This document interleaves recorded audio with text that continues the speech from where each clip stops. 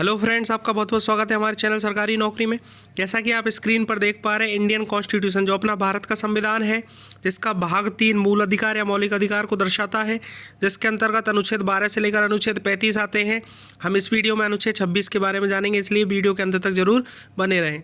जिनको अनुच्छेद 12 से लेकर अनुच्छेद 25 के बारे में समझना है, पढ़ना है, डिस्क्रिप्शन में भाई लिंक दे रखी है, जाओ और अच्छे से नोट्स बनाओ और पढ़ो। तो बात करें अनुच्छेद 26 की, तो इससे पहले आप चैनल को जरूर सब्सक्राइब कर लो और बेल आइकन दबा लो, क्योंकि इस तरह की वीडियो आपको इस चैनल पर देखने को मिलती रहती है। चलो बात करें अनुच्छेद 26 की। तो भाई अनुच्छेद 26 हमसे क्या कहता है, समझने की कोशिश करना कि अनुच्छेद 25 से लेकर और अनुच्छेद 28 तक मैंने आपको पहले भी बताया कि धार्मिक स्वतंत्रता का अधिकार देते हैं। अनुच्छेद 19 से लेकर अनुच्छेद 22 तक आपको देते हैं स्वतंत्रता का अधिकार। अनुच्छेद 23 और 24 आपको शोषण के विरुद्ध अधिकार। अनुच्छेद 14 से लेकर अनुच्छेद 18 तक समता या समानता का अधिकार। तो अनुच्छेद 25 से लेकर 28 तक जो धार्मिक स्वतंत्रता का अधिकार है, उसमें मैंने अनुच्छेद 25 में आपको अच्छे से समझाया कि अंतःकरण की, धार्मिक प्रचार की या धार्मिक रिवाज की या धार्मिक किसी भी कार्य की, कहने का मतलब व्यक्तिगत स्वतंत्रता है। आप कुछ भी प्रचार कर सकते हैं, कोई भी कार्य कर सकते हैं और किसी भी धर्म को आप मान सकते हैं, ठीक है ना। जैसे मैंने एग्जाम्पल भी बताया कि जैसे सिख धर्म के लोग हैं वो कृपान रखते हैं, ठीक है ना। तो इस तरह से एग्जाम्पल भी आपको अनुच्छेद 25 में मैंने बताए थे। एक बार क्वेश्चन भी पूछा गया था कि जो सिख धर्म के लोग होते हैं कृपान रखते हैं, किस अनुच्छेद के तहत रखते हैं, तो अनुच्छेद 25 के तहत रखते हैं। अब बात करें अनुच्छेद 26 में, तो मैं एक बार थ्योरेटिकल पढ़ देता हूँ, उसके बाद फिर इसको अच्छे से एक्सप्लेन कर दूंगा। अनुच्छेद 26 हमसे क्या कहता है कि धार्मिक कार्यों के प्रबंधन की स्वतंत्रता। देखो वही चीज़ है लेकिन थोड़ा सा चेंजेस है। धार्मिक कार्यों के प्रबंधन की स्वतंत्रता, जैसे मैं पढ़ता हूँ आपके सामने, लोक व्यवस्था, सदाचार और स्वास्थ्य के अधीन रहते हुए प्रत्येक धार्मिक संप्रदाय या उसके किसी अनुभाग को, पहला पॉइंट, धार्मिक और पूर्त प्रयोजनों के लिए संस्थान की स्थापना और पोषण करने का बिल्कुल फ्री है। मतलब कोई भी संस्था की स्थापना कर सकते हैं, कोई भी ऐसी संस्था जो पोषण प्रोवाइड कराती है, मतलब खाने पीने की व्यवस्था कराती है, तो वो भी आप कर सकते हैं, ठीक है ना।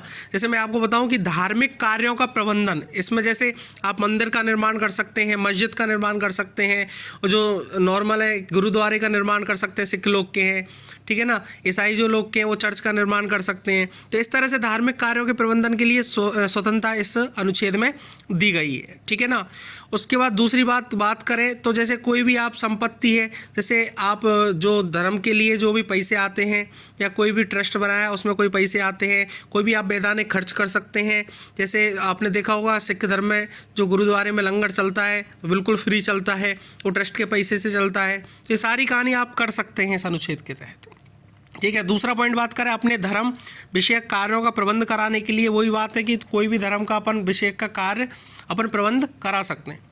तीसरा, जंगम और स्थावर संपत्ति के अर्जन और स्वामित्व का, मतलब कोई भी जगह आप मंदिर बना सकते हैं, मस्जिद बना सकते हैं। ये आपको अनुच्छेद 26 अपनी स्वतंत्रता देता है, धार्मिक स्वतंत्रता, ठीक है ना। जगह का मतलब ये नहीं कि आप किसी के घर में मंदिर बना दो, किसी की मस्जिद बना दो, हाँ, लेकिन ये ट्रस्टी का है तो बिल्कुल आप आराम से जंगम और स्थावर संपत्ति के अर्जन और स्वामित्व का ये अनुच्छेद बताता है कि आप कहीं भी मंदिर बना सकते हैं और कहीं भी मस्जिद बना सकते हैं, कहीं भी आप चर्च बना सकते हैं जहाँ आपको व्यवस्था दिखे। इसके बाद बात करें फोर्थ पॉइंट की, तो ऐसी संपत्ति का विधि के अनुसार प्रशासन करने का, मतलब ऐसी इस तरह की कोई भी संपत्ति है या फिर कोई ऐसा राज्य कानून नहीं बनाएगा कि जिस तरह से धर्म के खिलाफ या इस तरह की कोई मंदिर या मस्जिद इनके खिलाफ या उनकी स्थापना या कोई संपत्ति पे या कोई जो वैधानिक खर्च होता है इन पर कोई ऑब्जेक्शन उठे, ऐसा कोई कानून नहीं बनाएगा, ठीक है। तो कुल मिला के बात यह है, किसी तरह के भी धार्मिक कार्यों का प्रबंधन करना, स्थापना करना, संपत्ति, वैधानिक खर्च, ट्रस्ट बना सकते हो, ट्रस्ट में पैसे आप कलेक्ट कर सकते हो, जैसे मंदिरों में दान पेटी रहती है, तो ये भी काम इसी अनुच्छेद के तहत होता है। तो ये सारी कहानी अनुच्छेद 26 में बताई गई है। Thank you very much.